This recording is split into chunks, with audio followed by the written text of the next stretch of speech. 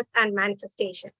So myself, Binsha, I'm a mind coach, mentor, and mind power trainer who has been practicing mind power for the last 6 years under Area Talks. And I'm totally believing that you guys were really enjoying each and every session for the last 3 days. We had different types of discussions on the theme of mindfulness and meditation.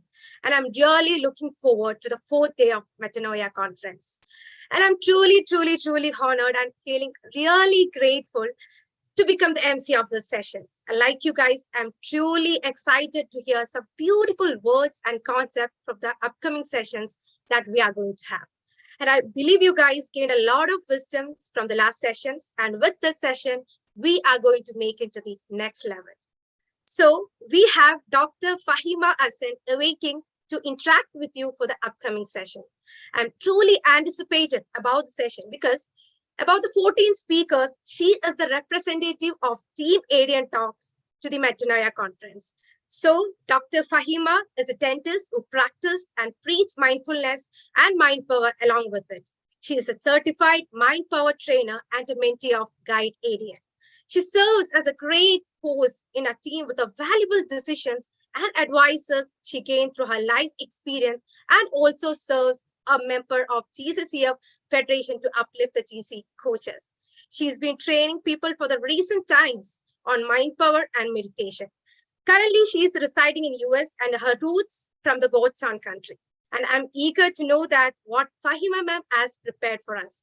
So without any further delay, let me welcome our beloved Faheema ma'am to take over the session. So over to you, ma'am. Hello, everyone. Thank you so much, Binsha, for the wonderful intro. As you all know, I'm Faheema, and I'll be here speaking to you on the topic of how to overcome distraction, how to be focused.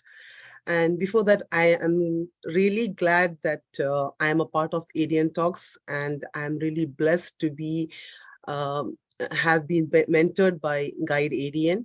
And this is truly a humbled and honored experience for me to be in front of you.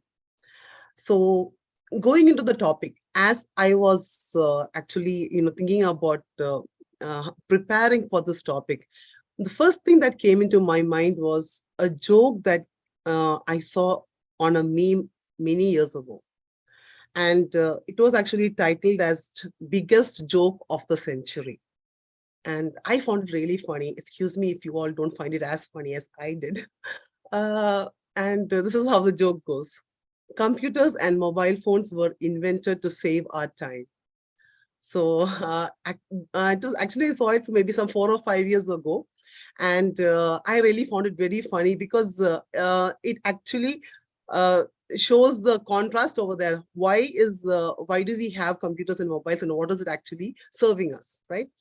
So then it was like actually showing us the immeasurable impact on, the personal level. Forget about the global level or the industrial level. Excuse me, let me just silence my phone over here.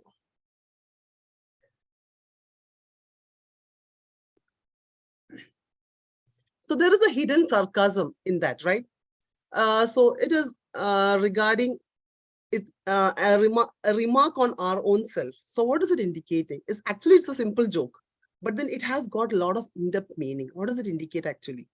It's indicating that we have gotten into the habit of prioritizing distractions, right? Because especially the digital kind of distractions. So we've become distraction jerks. That's why this joke has come up, right? So it's saying that computers and mobile phones are invented to save time. So it's making fun of each and every one of us. So though it was at that time, though it was a joke, but then, looking deep into that joke, I really found that this is something which we really have to think about, and that is something we have to work on. Prophet Muhammad ﷺ had said that good health and spare time are two of the blessings with respect to which many people are deceived, and which people lose without themselves knowing. So that is actually also another thing which we have to ponder over. Good health and spare time. So it's a resource that our creator has given to us, just like health and wealth and everything. But how do we use it? So just think about it for a moment. Time is, we all have 24 hours a day, and it is 24 into 7 is 168 hours a week. So this number of hours is the same for everyone, every human being. From the time they wake up till the day ends, it's all the same number of hours. And also time is something that is not renewable. So when we know this is same for everyone and this is not renewable, how can we not use it like somebody else who is actually using it in a much better way? So there are a lot of unsettling realizations that we have within us about time, but then we know we have to work on it. But what do we do about it? So we just think that this problem is from technology. But is it actually from technology? Is it technology alone that is causing all our distractions? Before technology came in, were people not distracted? People could be simply distracted by simple things like, in the middle of doing something, they're just looking at out of the window and looking at a bird on a tree. That's also a distraction. We are still in the distraction mode, right? Near Isle, I'm mostly following his quotings and all, and his teachings in this talk. And he coined the term indistractable. That means living with integrity and being honest with yourself and being able to do what you say that you're going to do. So this is something you don't find this word in the dictionary. I think maybe in the latest dictionary if it's there, I have no idea. But then anyway, in the common dictionaries, we don't find the word indestructible. Actually, Nir Ayal, he coined this term. So this term means like how we are living with our own integrity and our purpose in life. So think for a moment, what would it be like if life was indestructible? Suppose you were not at all distracted. You are doing everything on time. You're focused. How would your productivity be? How would you be actually valuing life? How would you be creative enough? How would you be indulging with others? How would you be actually in your growth? Where would you be right now? So it would be in a totally different level, right? So what is distractible people? Distractible people means they don't keep promises to themselves. They just simply delay stuffs. They have dreams that they don't follow through. Of course, everybody has dreams, but depends upon whether you're following your dreams or not. And they spend huge amount of money taking courses and asking for advisors, this, that. They're expecting some kind of a magic answer, but then nothing comes through. They feel trapped and frustrated with life. They're undergoing all emotions of shame, depression, all these things because they are not being able to cope up with what they want to do and what they're doing right now. So nothing seems to be matching. Everything is out of place. So what do you do about this then? So the easiest thing actually is get out of your own way. This is the easiest thing you have to do. If you just in one sentence. So you have to get out of your own way. And how do you do that? So you have to be indestructible. So is being indestructible an ideal, a destination? No, it's a process. So because distraction keeps on coming in human lives. It's a struggle that we have to keep on dealing day to day. So what does distraction come from? It comes from actually within us. We blame technology, we blame our neighbors, we blame people, we blame this, we blame that. But then actually it's an inside job. So we have to do the math correctly. We have to know exactly where our time is going. We have to know how to get things done rightly. So we have to keep telling ourselves that we are doing it. We have to change our internal language. We shouldn't label ourselves as a chronic procrastinator maybe, and maybe something like, okay, I'm not determined enough. So we have to look at the languages that we are using for ourselves. Einstein brilliantly said, no problem can be solved from the same level of consciousness that created it. So that means we have to change our level of consciousness around time. And we also have to understand that time is an emotional experience. it's not like, something on the clock that you're seeing, and the clock, the needles are ticking over, or you have a digital watch, and you're seeing the time, that it's keeping on changing. No, it's the emotion that you are experiencing inside. That is what actually time is. That is how you have to deal with time. Only then you will be able to actually manage time, because if it's an external thing, you're not going to be able to manage as well as you are thinking it as an experience within yourself. Now, how do we keep promises to ourselves? Are we really good at that? Distractions actually trick us, right? We feel like something is, something should be done, but do we actually do it? Do we do it the way we should do it? Okay, suppose I'm having a project right now. How many times would I be checking the mobile in between? How many times I would be going and just clicking the email inbox in between? How many times I would be replying? Maybe I will even scroll through YouTube or somewhere and go through some points here and there. I mean, some videos or something, some clips, something, and then that is how we get the work done. So are we actually becoming productive enough? So this is something which we have to ask ourselves. So how do we even tell the difference between something that we should do and which is just a distraction? So we should be able to even identify, because the problem with today's generation is that they don't even know what is distraction, what they should be doing, and what is their real task. So there are some questions like, which I'll ask you in between. So you can just make a note of them, or, you can just go home and think, because there is no particular exercise as such that I'll be able to do over here, because time is something which you have to manage in your day-to-day lives. So one question is, how many times did you shift your attention from what you were focused on doing today? I mean, for whoever is having a night time, I mean, or you can just any day you can just actually go and check over that. How did you? How many times did your attentions get distracted? How long were you be able to be focused? So question yourself. Track yourself. So did you even realize that you were getting distracted? So if you just think for today itself, if you just go back and think about, okay, today morning, yeah, I was preparing for this presentation, or maybe I was reading a book. So how far I was actually involved in that book? So that is one question you have to ask yourself. So living the life we want. So what do we think about living the life we want? We always say, I'm living the life I want by doing the right thing. Is it that only? No. Living the life we want requires not only doing the right thing, but also doing the things that take us off track. So we should also not do certain things. It's not only doing certain things that is living the right life. Because what will happen is, when we are focused only on the right things and we think, okay, we're getting satisfied with that, we are not realizing what else is coming on our way. So there are a lot of things like, when we think about, scrolling through social media and all that, we can just give a thought like, does this actually enrich my life? Do I really need to do it? Is it actually the best thing that I'm doing right now by looking into my mobile, or doing something like, even if you are going to your TV and watching Netflix and all that, sometimes you really need to do a project and then you go and sit on Netflix, right? So why is that kind of distraction there? So that is something which we have to actually work on. So why do we lie to ourselves?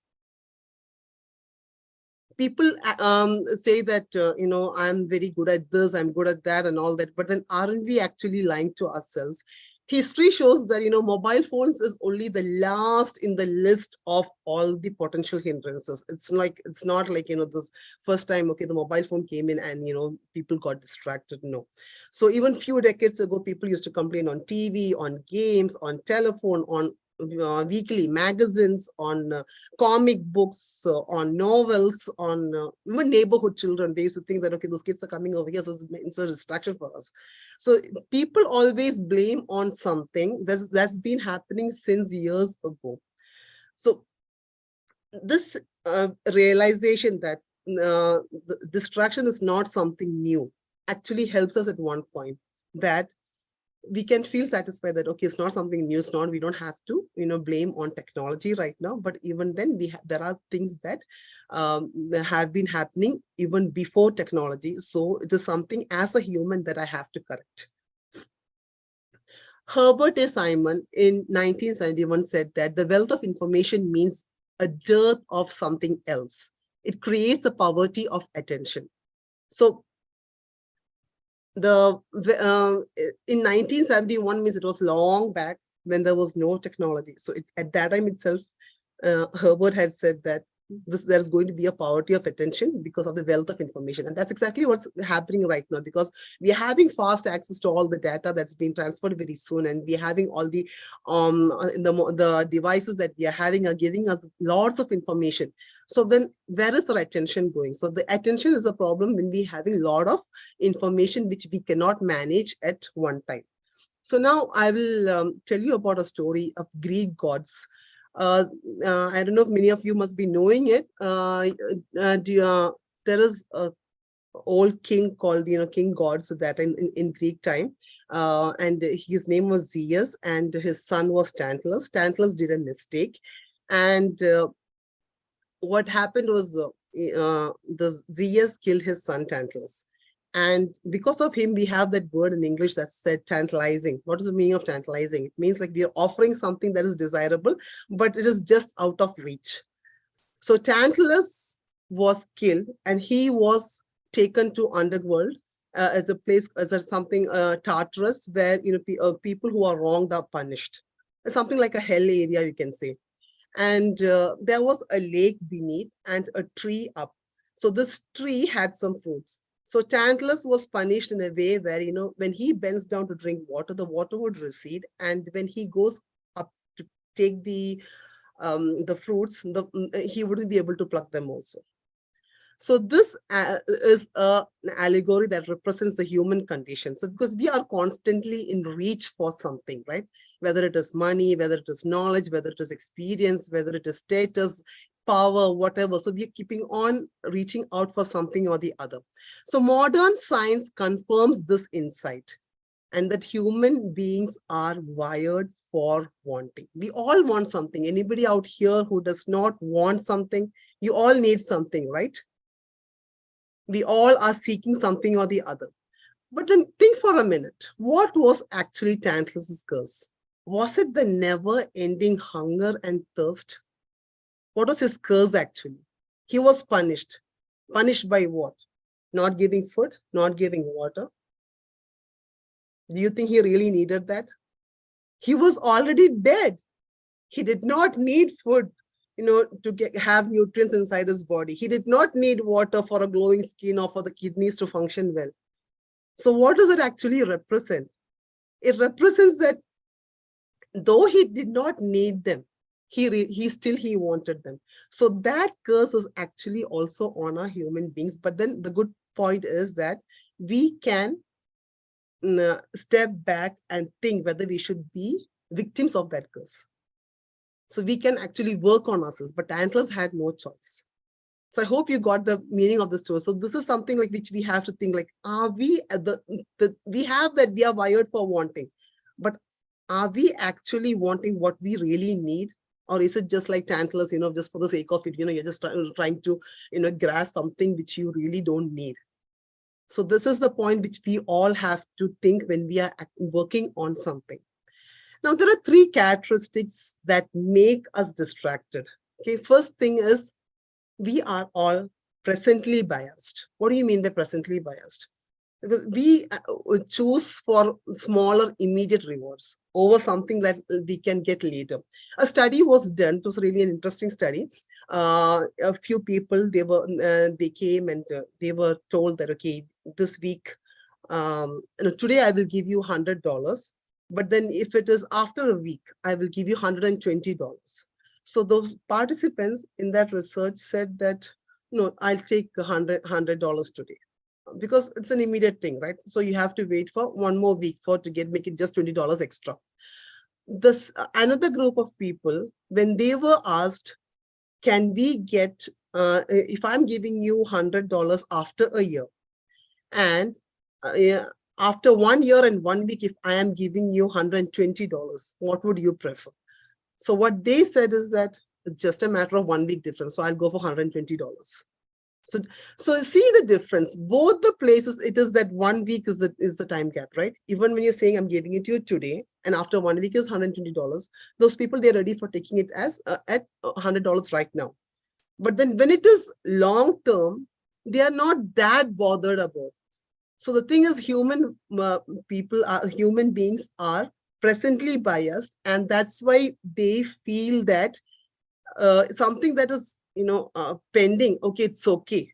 That, that it's okay, that mentality where, something is a year ahead.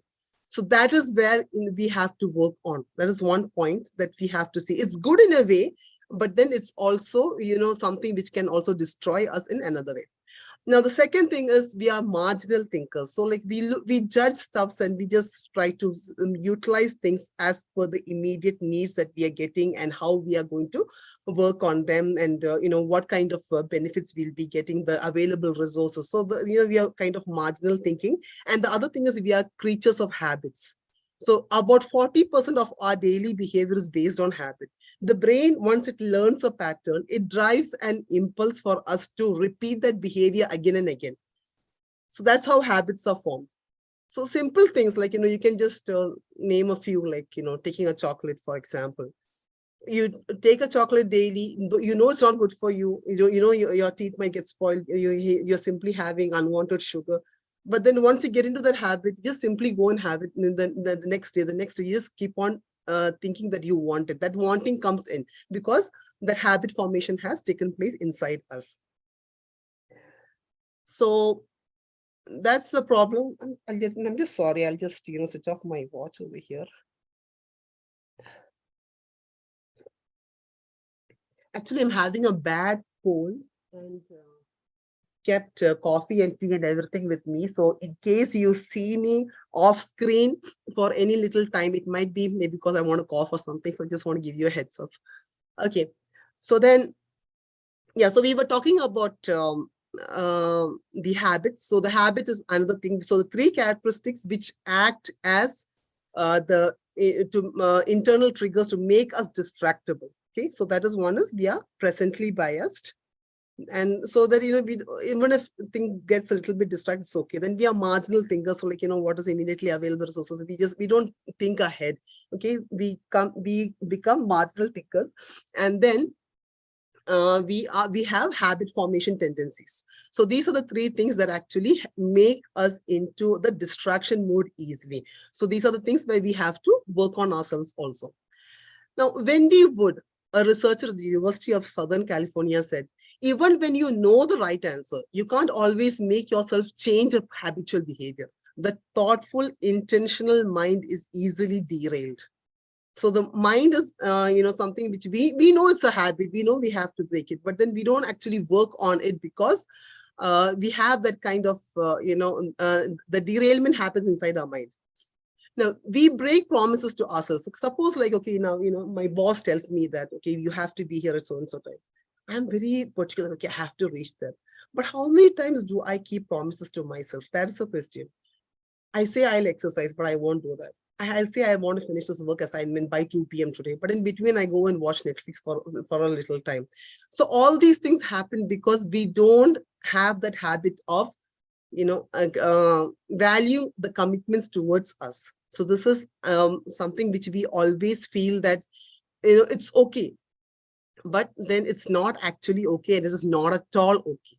So we reach for what we want and we get caught up with momentary desires. And that's exactly what happened to Tantalus, right?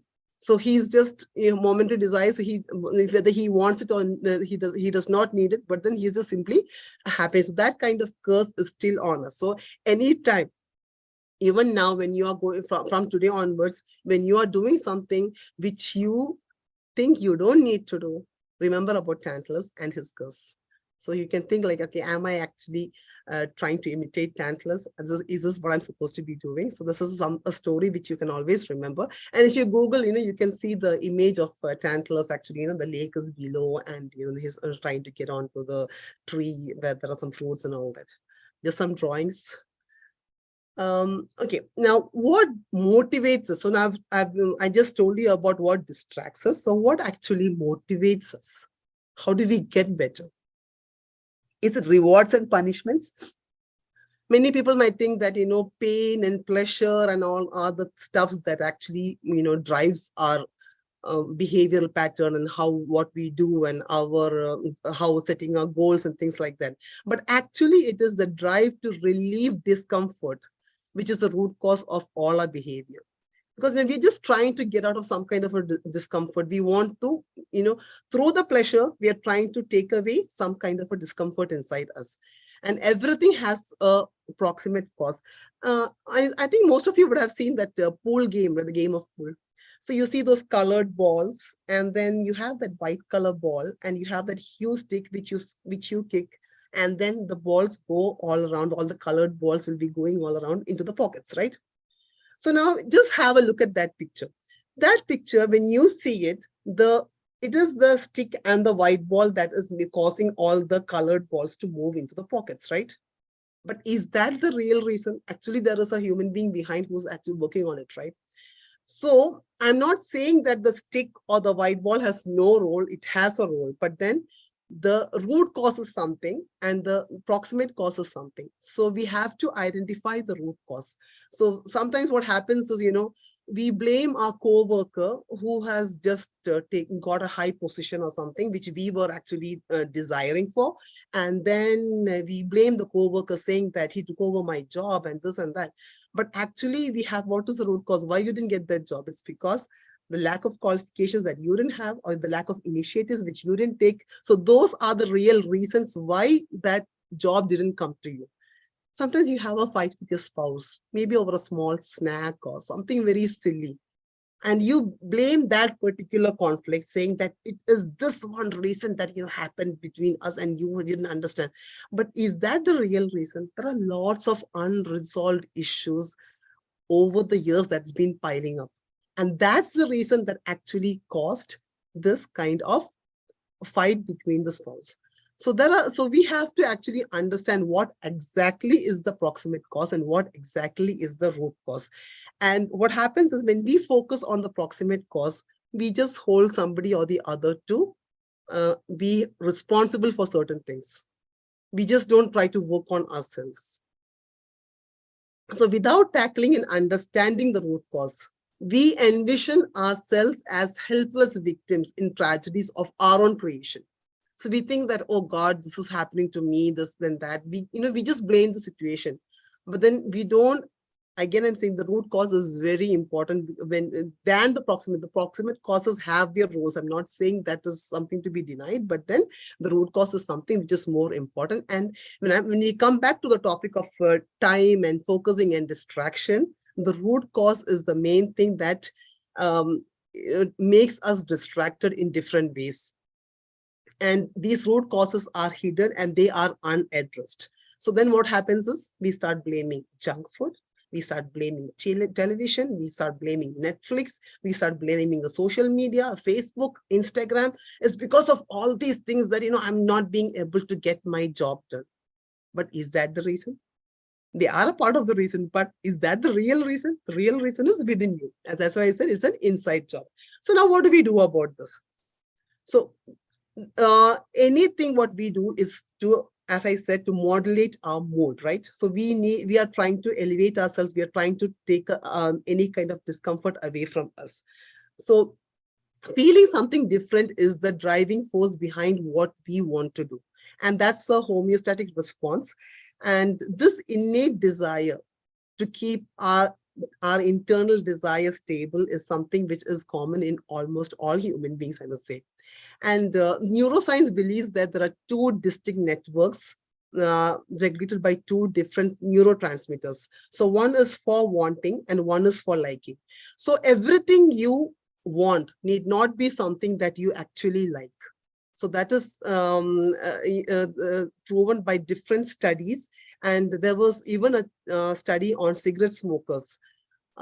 When they got stroke, in the particular area of the brain where the wanting system was functioning, actually for them it was more easier to quit smoking, because the stroke had actually damaged that wanting area, the wanting system of the brain. And a patient who started smoking at 14 years of age, and he was smoking around 40 unfiltered cigarettes per day until his stroke. What he said is that he never had the urge to smoke. He didn't even, it was just a habit. So it was just a wanting. It was not that liking. So, this is the problem, like, when liking, gets into the urge to do stuffs, but then that need is not there. Can I ask you something? How many times have you actually gone for some kind of a huge party, a huge buffet or something, and you've got in a lot of variety of food, and you go try every dish, so many varieties there, and then finally, you see the desserts. And then the dessert also, you take one ice cream. Then you're seeing there is gulab jamun there is some other dessert over there is all these things. But then what do? You really don't want it. You really don't like it, but you just simply want it, right? So this is what I'm saying is, like, most of the things what we are doing, we have to be able to identify whether we really like it, whether it's just simply a want, so just simply a need. We're just feeling that, okay, I'll go ahead and take it. It's available there and I will do that. The same thing is happening with the social media. It's available there. The Instagram is open. My account is not deactivated. It's open. My Facebook is open. YouTube is there. Everything is there, and there are so many new videos coming up, so many new photos coming up. Maybe my friend got she did a recent some modeling or something, and her photo is so we just use it for our own sake, for just the sake of wanting. There is no that particular kind of liking towards it. It is just a habitual thing that we just keeping on doing it, uh, uh, day to day, from morning till evening, and there is no particular time also. We don't even fix a time. Okay, this is the time. Okay, now I'm free. Okay, I'll look at Facebook. No, we don't even do that. We just keep on doing it in a way that that this can be done anytime in between any project. Even now, when we are talking, how many of you would be actually looking into your social media apps? I'm sure, like, so this is something even in important business meetings and things like that, people do that, right? So this is these are stuffs which even causes some kind of inferiority complex to those who use it, because they feel that they do it and then they feel that, oh, the others are listening, they are benefiting from the meeting, but then I'm not being able to benefit as much as them. But even then, they go and do that particular thing of scrolling over the social media. So it's not the act itself that drives us, but the craving for a positive sensation that we once felt once upon a time. And then by chance, we're just feeling it again and again. So we have to understand. So just reflect on the moments of distraction which you have every day. And then you also cause distractions. Think of what all cause distractions for you, and think about the root causes. Why these distractions came into my day today? Why is this happening? So in 18th century, Samuel Johnson said, my life is one long escape from myself. So that's true, right? So we're just trying to run away from something, from our non-authentic self, and we're leaving our authentic self behind. So a study published in the Review of General Psychology said that if satisfaction and pleasure were permanent, there might be little incentive to continue seeking further benefits or advances. So the thing is that when we are not focused, or when we don't feel satisfied, there is also something good about it.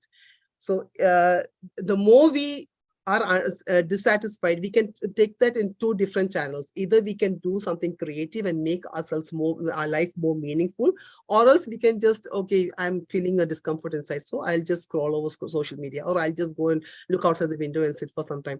So we can either get distracted. So either way, we can decide how we can use that particular that quality, that emotion of feeling that discomfort.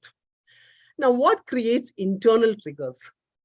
So internal triggers are created by four factors. One is boredom. A Danish philosopher had said that boredom is a root cause of all evil. So again, for all these four things, there are positive stuffs and negative stuffs. So we can we need to make sure that we don't use it in the negative direction, but then we have to use it in the positive direction. So boredom is something which which makes us feel like, okay, we should scroll over social media, we should do this, we should do that. We can just we can just get distracted. At the same time, we can even use it for a creative purpose. Then we have this negative bias, like even a child with a positive upbringing, a good upbringing, the child can just remember the negative things that's happened to him more than the positive things. So this is like, we are human beings are actually into that kind of a programming where we think about the negative events more. So even those kind of negative thoughts causes us to get distracted. Now, rumination. What is rumination? Rumination is something that is a tendency to keep thinking about the bad situations, like about, so what someone did to you in particular, think about it over and over again. Again, for that, there is something good and there is something bad. So what is a good point about it? The good point is that we can fix our errors and we can grow from there. But then what is a bad point? We can, feel negative and we can just drop everything and we can think that, okay, we are worthless or life is so bad. So another thing is hedonic adaptation. So this is something in human beings, this is actually very good, as well as there is something which is negative about it also. So the hedonic adaptation is something where, we get used to stuff. Like suppose you build a new house or you buy a new dress or something like that. You don't feel that kind of, that newness every time. You just get adapted to it and you get bored. Even if people who have got, something like a lottery or something like that, even they just, they go back to that old state of mind very soon. It's because they get adapted to this, to the situation in a very little time. So it doesn't stay for long. But so what's the good side of it? The good side is that when you feel adapted, you feel that you want to grow, you want to do something else. So the thing is, that's how, this our human beings have evolved. We have even, so much of technology, so much of travel facilities, our way of life has changed. Everything is because people were adapted to that kind of thing once upon a time, and then like they were getting used to it and they wanted to grow from there. So these are certain things which we can use. So all these things, when I say about boredom, when I say about rumination, negativity, bias and everything, all these are tendencies inside us which we can use it for something that is for a greater purpose. Now, what is this indestructible model? So this is being indestructible is a skill that we need for the century. Attention and focus is limited and precious resource, and we need to make our time effective. So researchers say that the only jobs that machines cannot do are the ones that require problem solving, creative problem solving. So for that, we need human mind. We need that kind of attention. We need the focus, the kind of novel solution finding, and the kind of human touch and attention that only comes from focusing deeply and attentively on the task at hand. So that is very important. And that means that being a time genius is just a matter of personal, it's not just a matter of personal fulfillment, but it's also a professional stability and advancement. So we need to actually focus on the time, how we can make our time more effective in a way so that we become professionally stable, we become fulfilled also.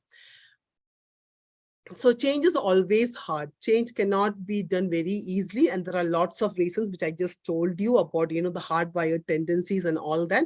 And the belief that self-control is limited. This is another one reason. So, do you all think that self-control is very limited? We don't have that much of willpower. I've heard so many people say this.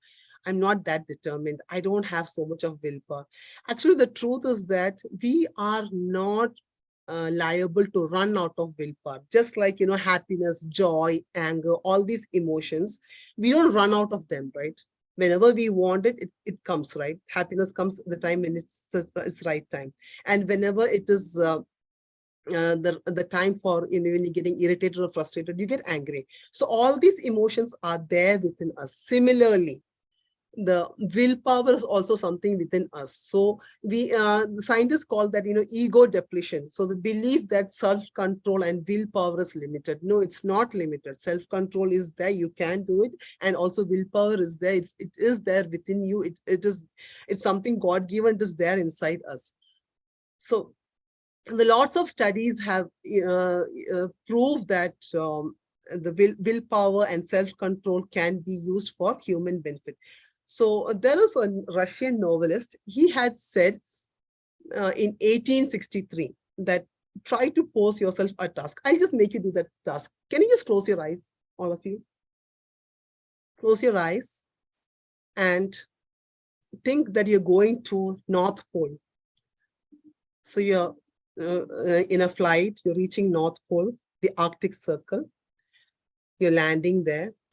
You're seeing all ice. It's a land full of ice and snow. It's too cold over there. And we know what is the animal that is supposed to be there. One of the animals is polar bear. So don't think about the polar bear. Polar bear is not there. So other than the polar bear, you can see maybe the Eskimos, you can see igloos, you can see stuffs like that. Now open your eyes. So how many of you actually saw the polar bear? So when we say that don't do something, at that time, we tend to see that particular object. So this is something, a trait of human beings. When we are forcefully told not to do certain thing, that thing tends to surface.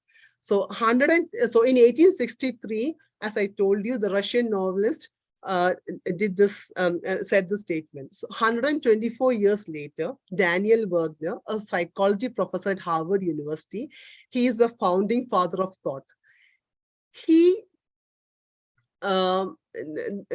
he tried to do this test on some of the participants, just like what I did with you, but then in a more professional way. So I just did a simple thing because there is not much time. So the white polar bear was asked to be not thought about and just think about the the plane surface and things like that. So when the professor told the participants about doing this experiment or doing this act, they could each participant could see the polar bear once in every minute for 5 minutes. And what Dr. Wegner did was he did an extended part of the test. So what he did is that he asked them, now close your eyes and think about the polar bear. And he asked them to ring some bell every time you think about the polar bear. So that was one study. Now there was another group who were not given that earlier polar bear, that don't think about the polar bear. That experiment was not done to them. So they were just given directly to think about the polar bear. So what he found is that the first group, which initially were told not to think about the polar bear and then think about the polar bear, and the second group, which was told only to think about the polar bear, the first group was thought about the polar bear more. This is because their urge was suppressed in the beginning. So compared to the second group. So what does this suggest? So when we try to suppress something, when we try to force ourselves to suppress something, what will happen is that particular act will surface, it will come up and we'll feel like doing that more. So this is a human tendency. Now, there is a theory which he quoted as the ironic process theory. And he says that it causes deliberate attempts to suppress certain thoughts and make them more likely to surface. So this is, the relief of tension of wanting something that makes giving into all the more rewarding. So, and this kind of, drives all our bad behaviors, because what happens is when smokers and all, when we tell them to stop smoking and all, so when they are told when they are asked to suppress that particular act, what will happen is they will be more likely to do that act. And this was, proved in a beautiful study. A fascinating study had happened with two groups of flight attendants. One group of flight attendants were supposed to be traveling from Israel to Europe, and another group of flight attendants were supposed to be traveling from Israel to New York. So one is a 3-hour flight and the other is a 10-hour flight. So what happened is, and all these flight attendants, they are smokers. So what happened is these smokers, they were told to rate their level of cravings at set intervals of time during the flight. So the smokers who went from Israel to Europe, the 3-hour flight, they had more intense craving. That's because, and so what do we normally think? We think that nicotine is the one that there is a chemical inside that causes the craving inside human beings. And that's how people, they cannot stop smoking and they have a tendency towards smoking, right? So these flight attendants who were going from Israel to Europe, this for the 3 hours flight, they had more craving than the same, than another group of flight attendants who were traveling from Israel to New York, the 10-hour flight. What is the reason? Can you guess? The reason is the 10-hour flight, the flight attendants, they don't have an option. It's their job. So they're not supposed to be smoking during the flight. So the people who were the flight attendants who were traveling from Israel to New York, they knew that they're not going to be able to smoke. They had to reach. So it takes a 10-hour time, right? But then regarding the 3-hour flight, they knew that, okay, this is like we're going to get there soon, just 3 hours. So for them, their craving was more.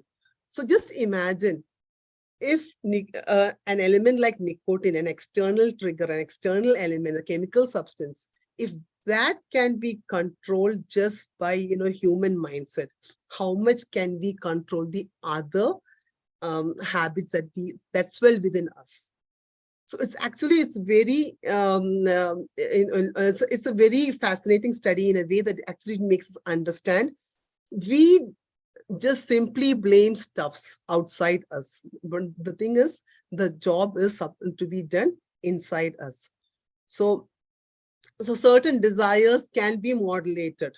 Maybe we cannot completely avoid it, or maybe we cannot do it that fast, but then we can control. Otherwise, the smokers who went to New York also should be having that tendency at the same time. Maybe okay, by the time it is 1 hour, 2 hours, so those regular intervals are the same for both the parties of flight attendants. So the researchers had given that specific time. Okay, when are you supposed to be recording? So it is something which we have to consider within ourselves. Like, we don't have to blame the external triggers. Of course, they have a role. I'm not saying nicotine does not have a role and nicotine does not cause any kind of addiction. It's not that, but then there is a huge role within us too. So how do we deal with our internal triggers? So number one, the step one is we have to look for the discomfort that precedes our distraction. So focusing on the internal trigger itself. Suppose, okay, I am preparing some notes and, I feel like, looking at the phone. So what is that, that discomfort that's making me do that? So write it down. That is step two. We have to write it down. So writing it down actually, lessens the intensity of that. Then step three, what we have to do is we have to explore the sensations that come along with the reaction to the internal trigger. Something like, we might just be feeling like, very sleepy, or we might be feeling our fingers are twitching, or, something like, we must be concerned about some message that's supposed to be coming in some group, whether somebody has given us some likes or comments or something. So whatever is, explore that, what is actually, that kind of the sensation that we're having inside. Note that also down. And then we have to also be aware of our liminal moments. What are liminal moments? Liminal moments are the moments that are transition moments from one thing to another thing throughout the day. So, when suppose we are waiting at the traffic light, okay, and we are seeing, okay, it's red, so that there is time. So we take our phone at that time, right? So now we are looking at the web browser and it's taking time to load. So what we do, we open another window or we take the phone at that time. So this is something which, we also, the liminal moments are, when we do transition from one stage to another. So later what happens is, we kind of have a, why did I have to do this? Or why did I have to, get into that browser right now? I should have just waited over here, because we would have forgotten about the other one by then. So we have to make a note of all these things. And how do Neer Al actually, he made a 10-minute rule. Now, suppose now, I am doing a PowerPoint presentation, I'm preparing something over here, and I feel like taking the phone. So what he said is that just give 10 minutes. Okay, you don't have to suppress your emotion. Well, you have, as I told you, if you that's why I gave you the example of the flight attendants, because the more you suppress, the more you feel like doing it. So you're not going to get over it. And And you have to make sure that you are not in that time gap and things like that. You are in track with that. Otherwise, what will happen is when you take the phone and you look into something over there, you just forget what you are doing right now. And it happens to so many people, they don't even do the most important stuffs that they are actually supposed to be doing. So how does this 10-minute rule help? The 10-minute rule helps in the way that you're saying that, okay, I'll take the phone, but after 10 minutes. So those 10 minutes will help us be away from doing that step. So it is more likely that 10 minutes you will actually get into the real work, or you will be doing something more important. So this is surfing the urge. Psychologists call this as surfing the urge. So you are just trying to keep it away for some time. So when we do this, we are controlling ourselves, we are rewiring our brains, we are trying to control our emotions and the discomfort. And similarly, this things like, when we go and watch Netflix or, anything like, okay, I want to watch Netflix right now, just boring. Give it a 10 minutes time. So in that 10 minutes, maybe you can even go and drink a glass of water, or, you just do something. So once that liminal moment is gone, that transition moment is gone, we are already onto some other things. So this is how that 10-minute rule helps us. So we can even do things like, as I told you before, the tasks that we do might be causing us some kind of a discomfort, right? So as I told you, we are having that kind of an urge to, get rid of some kind of a discomfort. Any pleasure is actually a seeking of relief from a discomfort. So what are this discomfort? Discomfort can mainly come from the task that we are doing. We're finding it boring, right? To read a book, or to do a project given by your university or by your company, all those things are, we find it boring, or we find it discomfort. We don't feel like sitting on it for a long time. So we can do one thing, we can reimagine those tasks. So what do you mean by reimagine the task? There is a professor of interactive computing at Georgia Institute of Technology. His name is Ian Bogost. You know what he does? He studies fun for a living. Something looks very cool, right? His job is to study about fun. But what does he say? He says that fun turns out to be fun even if doesn't involve much of any enjoyment. So what we do is, for us, fun is always something very enjoyable and, very relaxing and feeling good and things like that. Of course, I can understand you must be thinking like it sounds a little bit counterintuitive to see that, how can fun not be enjoyable? But the thing is, when you reimagine the task like that, you're opening yourself for seeking the task in a whole new way. So Bogot, what he says is that he says that play can be part of any difficult task. Suppose you're doing a project, it's boring, but still you can find out some kind of a fun in it. And then you can make it a play over there. And that is how you are reimagining those tasks. So play does not have to necessarily be pleasurable per se. And they can just free us from discomfort. And which does, the central ingredient for distraction is what? Is the discomfort, right? So the discomfort, as I told you in the beginning, discomfort is a thing that is leading you to the distraction. So what is your aim? You have to be freeing yourself from that discomfort. So how does it happen? You have to bring that fun or that play into that discomfort or into that task. So fun and play does not have to make us feel good every time. It can just be used as a tool to keep us focused on what is important. So we can reimagine our task, and difficult work is fun. That's what we have to think. Difficult work is fun, and it could be incredibly empowering. So, we can just change our phrases also. Instead of saying, I have to study or I have to do this project, change your phrase and say, I want to do this project. I want to study, or I want to complete this work. or I want to go to the kitchen and cook my food. So your wanting is something different from when you say you have to do it. When you say you have to do it, you're pushing yourself. You are in a position where you really don't want to do it. And then find out something that is fun involved. So what Bogo says is that you seek for two things. One is deliberateness and one is novelty. So what are those two things? Deliberateness is something like thoughtfulness. Like you are trying to be thoughtful about it. Even if you're cooking, suppose you're cooking some kind of a chicken or whatever, that dish. So you're thoughtful about how to make it the best dish, which all kind of spices, what kind of ingredients, which would be the best thing. So if you're taking rice along with it, so what would be the best match? So in that thoughtfulness, you are bringing in something new, something creative, and that is the fun part. And what is novelty? Novelty is a feeling of newness, or refreshing, and all that. So you're feeling like you're bringing up something new.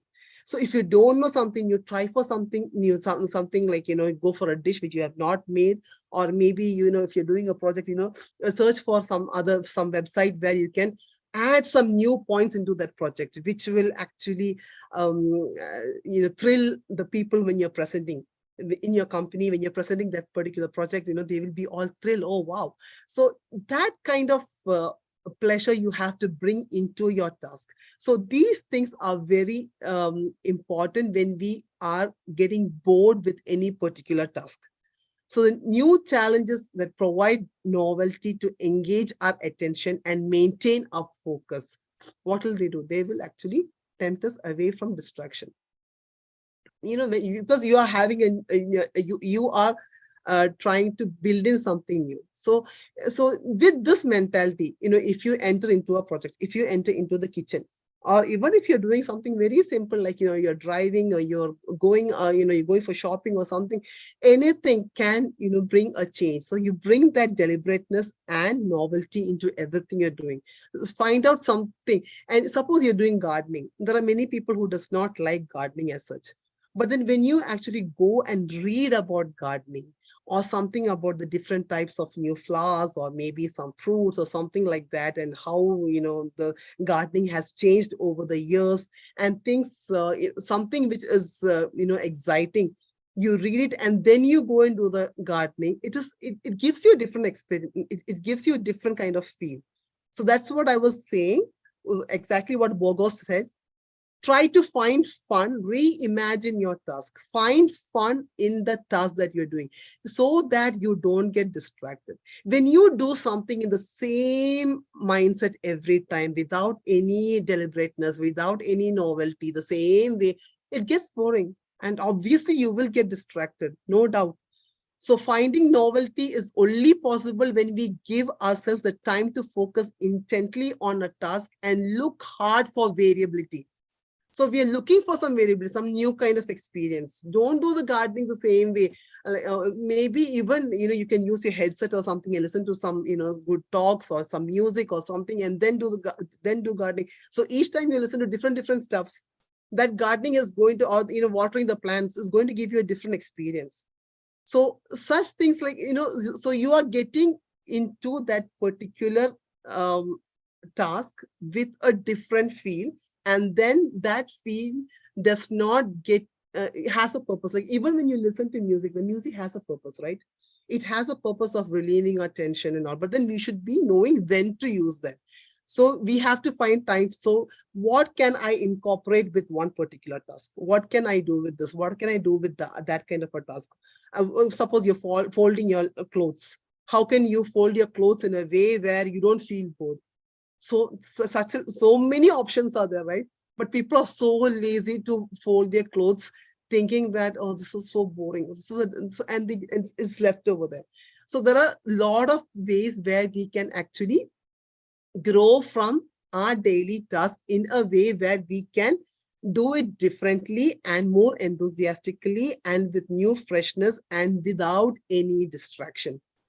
Now, another question is, when we say, we have to overcome distraction, you have to be focused, the distraction is not acceptable, this and that. Actually, what are you seeking distraction from? So this is one thing which many people don't address. You blame, some husbands blame their wives. Oh, she's full time on phone.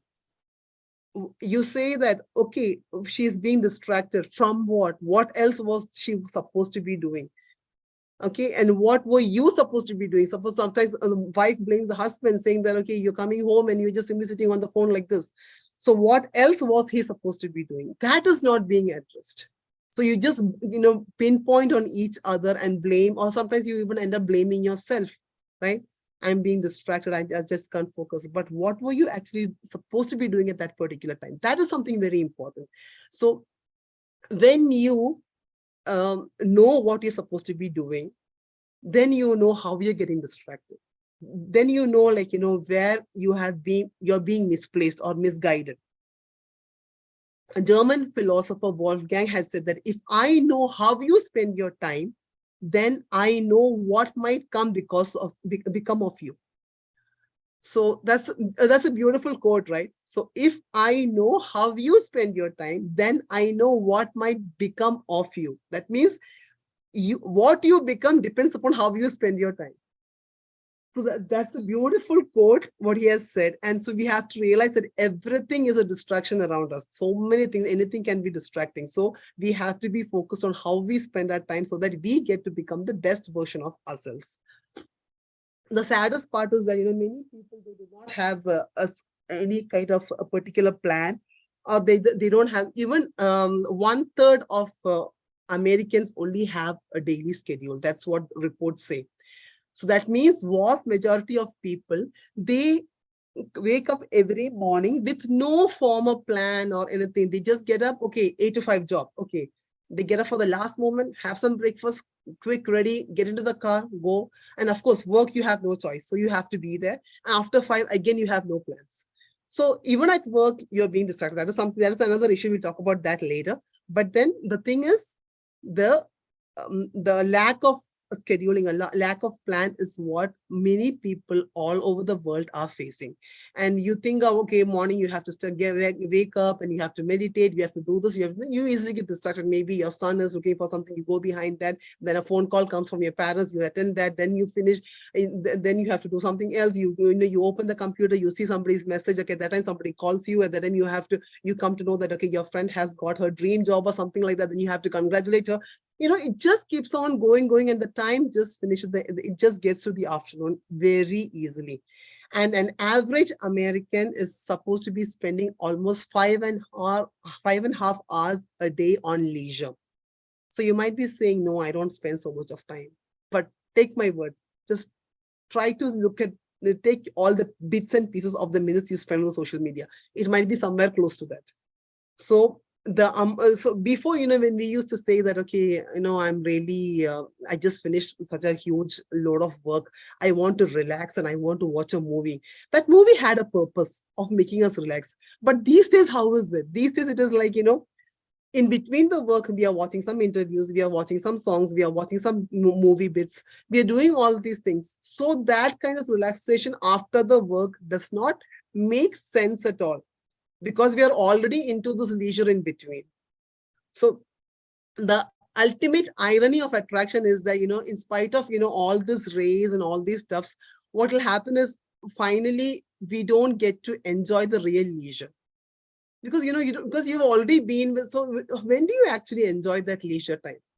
When you're actually focused on something, you're doing something very, focused, and you're into that project or whatever, and then, okay, you're coming back home and then you're watching that movie. That makes sense, because, it's a two different phase. But when already those pieces of the leisure is already inside your work, inside your project, is all there, you wouldn't be able to feel that difference. And then we even start having all these kind of regrets and things like that. So now, what a common approach, what we do is, normally we go for a to-do list, right? Okay, write this, okay, for tomorrow. Okay, then for Tuesday, okay, I will do this. For Wednesday, I will do this. So instead of this to-do list, why don't we focus on, instead of what, focus on why? So your value is what is important. So when you do that first, okay, when you set your values, okay, what do you want to become? You want to become a kind person. You want to become a generous person. You want to become a good part, a contributing part of the team that you're working with. You want to become a good parent. You want to become a good, healthy person. So all those values, whether you want to become spiritually, you want to feel elevated, you want your health to be at its best. So when you feel all those things, those kind of um, values really add on to your schedule. So why factor is very important. Just don't, what normally people do is they take a piece of maybe a planner or something, and they say, okay, tomorrow I will do this grocery. Okay, haircut and this and that. Okay, then tomorrow, okay, I'll take my child for karate class, okay, dance class and this and that. And then weekend, okay, we'll go to this museum, we'll go to this park. But why is something that is very important. When you have that why, you will not feel like deviating from those, because all those goals have a particular purpose. So these values are not end goals, they are guidelines for our actions. So what happens if we don't have that value is we unintentionally spend too much time on one area at the expense of others, because we don't have any value. We just just doing it for the sake of doing it. So those value, we bring those value into every task that you are doing.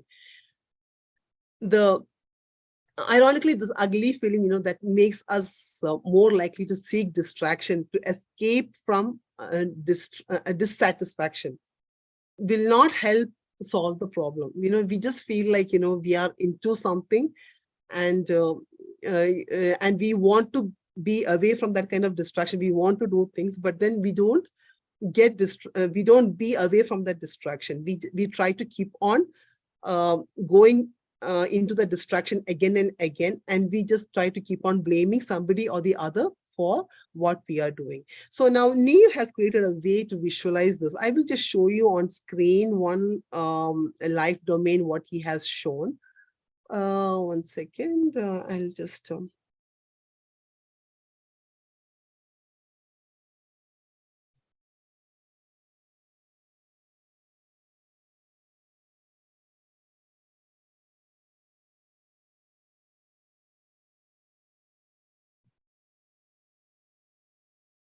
uh, okay, anyway, I don't know. I'm not being able to open. Okay, so anyway, I think the time is almost up. So I will just, wind it up. I have to tell a lot of things actually. So what Neil has said is that there are 3 life domains. Okay, so if you take 3 circles, so the center part is you. That is the most important part, and the outer circle is your relationships, and even outside that is your work. So these 3 domains are something that actually builds you. So we have to do time boxing. So how do you do time boxing? Time boxing is something which you do to track your time and you keep yourself in place. So what you have to do is, you have to plan for the entire week. For example, on Sunday night, you have to sit, you just use 15 minutes and plan for the entire week. And then instead of this, doing this to-do list, like, is pinpointing one by one thing, just, overall, like each day, what all will you be covering? So give value for yourself. For example, your meditation and everything. So before you go for work, what all will you be doing? So all these things have to be actually cemented into those lists. So that is something which you have to reflect and you have to refine. So keep on refining your calendar, because maybe this week you are okay with you feel okay, you've done good enough, but maybe next week you're not that good enough. So you have to always reflect every Sunday evening, and then you have to refine and readjust and just rethink about how you can make it better. So now your life domain, as I told you, the center is you, right? So you are the most critical part of yourself. So that is something you have to work on. You have to prioritize your health, your time, and you are the main domain. Only with you can extend to the other part of your relationships and all. And then the second thing, as I told you, was your relationships. So relationship is something which you have to consider very important. because without relationships, it's not just immediate family, it's also your extended family, your friends, and everyone. So with children especially, when you don't find in every week, you have to actually find time for your children, for your spouse. For your children, for example, what you can do is, you can make some 100 things, write on pieces of papers, scroll them up, and put it into a fun jar. And inside, you can just pick those jars every weekend. And I mean, pick those pieces of paper from the jar every weekend, and then we open up, and whatever comes up, you do it. So in that way, you're spending your time with the children. So maybe every day also, how much time you can allocate for your children. And with your spouse also, that is something very important. With your spouse, how much time you're spending, how much you are, planning for going out, or, for a meal, or even for a walk, or for a movie, or whatever. And then another thing is equality in the relationships. That is something very important, especially husband and wife. So what studies have shown is that majority of the husbands, the fathers in heterosexual couples, they do not have a fair share of the household chores. So what happens is, wife is burdened with all the chores in the house. So what you have to do is, the husband and wife can sit and list out everything in that has to be done in the house. Of course, it depends upon how your relationship with your husband is. Now, don't go for a fight and say that, okay, it's because Faheema told us, so there's a fight in the house. So yeah, so we can so if you can come to an understanding, and then you can divide the chores between yourself, and then make sure that you do it. It's not like, okay, it's not an option. So you have to feel that importance of doing it. And then with friends, you have to meet your friends. And even with friends, what happens is, mostly we discuss about sports and politics and things like that. Talk about values, talk about your growth, your family's growth, your children's interest. Talk about stuff, you're coming up for your children. So all those things, will add value to your life and will make you feel more rejuvenated. Then regarding the workplace, the workplace is something that is, which of course you will do for sure, because that's the way of your income. But then even uh, regardless of your income, the point is, how do you enjoy your workplace? What is the collaborative relationships that you're having over there? How are you growing over there? What is the trust factor? And most people, the studies have shown that they bring their laptop and their smartphones or office work related stuffs to your house. And even at mealtime, they send emails. So all these things have to be avoided. So we have to work on it. So how do we work on it? It's easy to say, right? But then the way how we work on it is like, we have to go and speak to our boss. Or if you are the boss, you have to sit and have meetings with your employees and talk to them about how can they divide their time, how can that time be um, and allocated for particular purposes. Otherwise, what happens is, people tend to have pushbacks. So how does pushbacks look like? Pushbacks are just like, in a way that you do things which is not really important. You just slack off at the desk. You hold meetings which is not really needed. So all these things happens because you're not really interested in the company's growth. That because nothing is in proper alignment with your values.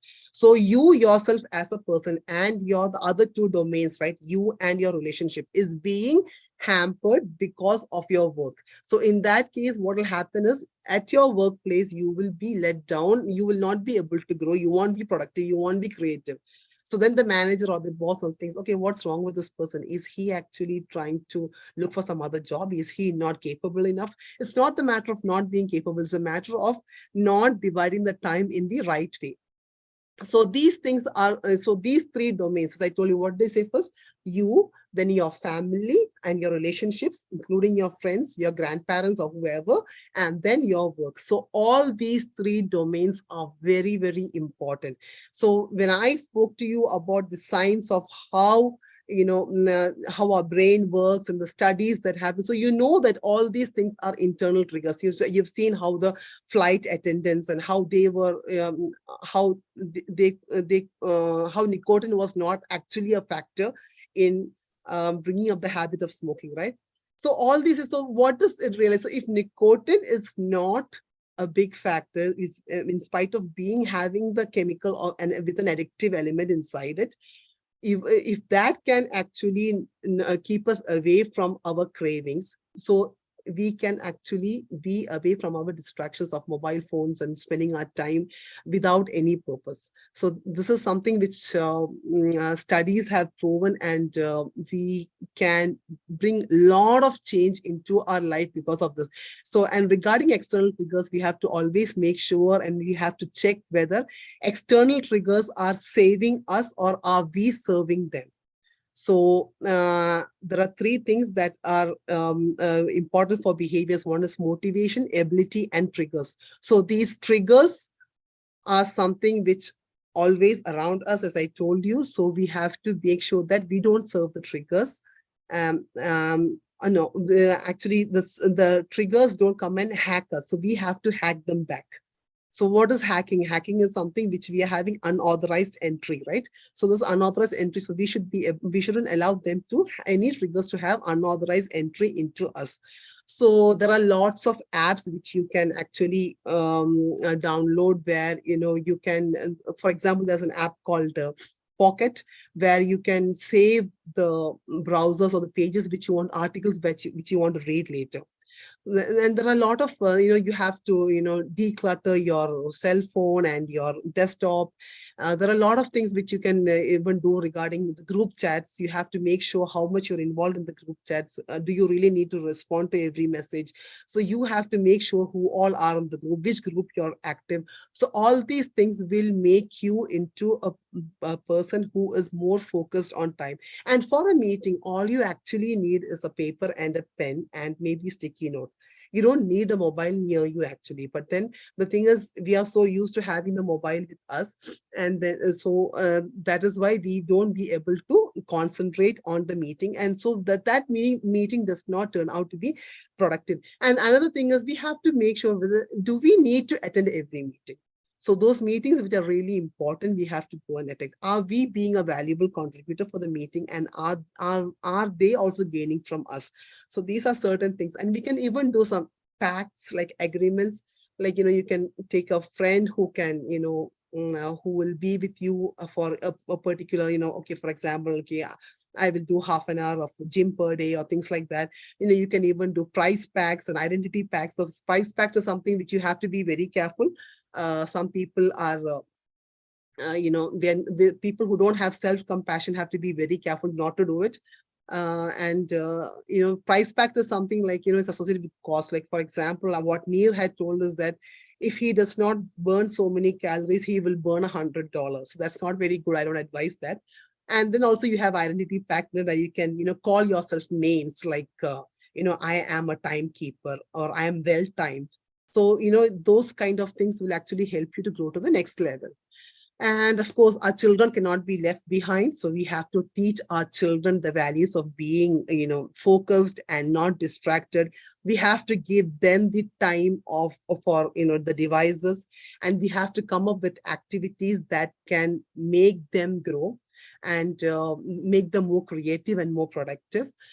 So overall, what I want to tell you is that, now Gaur Gopal Das, he was asked about what is his visualization of death. So what he said is that a life well lived is dying well. So that is, he does not separate, life and death in a different, okay, I have to be prepared for death. It's not like that. Death will come at its time. But the thing is, how well did you live? That is what is within our control, and that is where our focus has to go. So with this, I am ending my talk. There is one thing which you can take as a last quote, that is, each day you are changing your life either by design or by disaster. Thank you. Thank you so much, Faheema ma'am. I must say it was a wonderful session, had a lot of insight and self-realization, because we all know the importance of being focused in life, because it is a gateway to all the thinking, perception, reasoning, learning, and growing. So here is a simple takeaway: where your focus flows, there your energy flows. So once again, thank you so much, Faheema ma'am. And as a token of love, as a token of appreciation, we would like to honor you with a simple, humble certificate. Here it is. Thank you. Once again, thank you. Thank you so much. So I hope you all are very excited for the next session. So I would like to welcome my colleague,